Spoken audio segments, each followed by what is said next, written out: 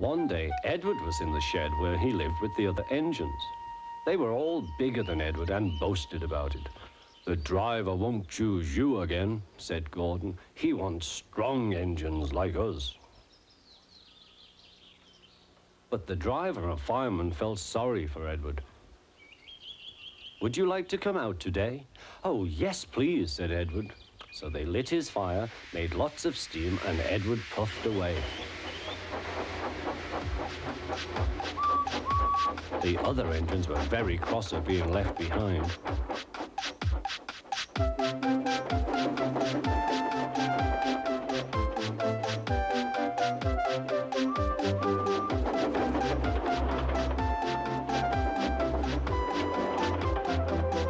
Edward worked hard all day.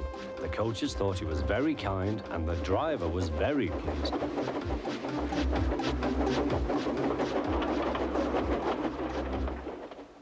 "I'm going out again tomorrow," Edward told the other engines that night. "What do you think of that?" But he didn't hear what they thought, for he was so tired and happy that he fell asleep at once. Next morning, Edward woke up to find nothing had changed. Gordon was still boasting. "You watch me, little Edward, as I rush through with the express. That will be a splendid sight for you. Goodbye, little Edward. Look out for me this afternoon."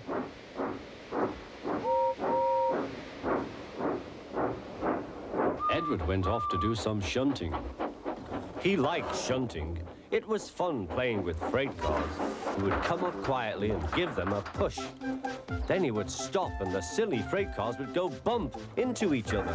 "Oh," they cried, "whatever is happening?"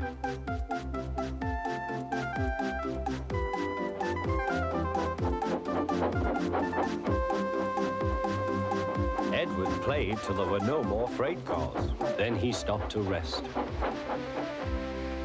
Presently, he heard a whistle. Gordon was very cross. Instead of nice shining coaches, he was pulling a very dirty freight train. "A freight train, a freight train, a freight train," he grumbled. "The shame of it, the shame of it, oh, the shame of it." Edward laughed and went to find some more freight cars. Then there was trouble. "Gordon can't get up the hill," the porter called to Edward's driver. "Will you take Edward and push him, please?" They found Gordon halfway up and very cross. His driver and fireman were talking to him severely. "You're not trying." "I can't do it," said Gordon. "The noisy freight cars hold an engine back so." Edward's driver came up. "We've come to push." "No use at all," said Gordon.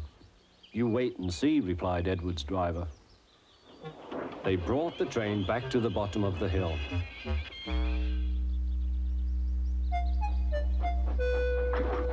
"I'm ready," said Edward. "No good," grumbled Gordon.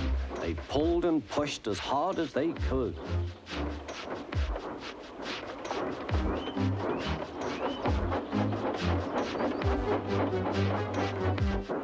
"I can't do it, I can't do it, I can't do it," puffed Gordon. "I will do it, I will do it, I will do it," puffed Edward. Edward pushed and puffed and puffed and pushed as hard as ever he could. And almost before he realized it, Gordon found himself at the top of the hill. "I've done it, I've done it, I've done it," he said proudly. He forgot all about kind Edward and didn't say thank you. Edward was left out of breath and far behind, but he was happy because he had been so helpful. At the next station, he found that the driver and fireman were very pleased with him.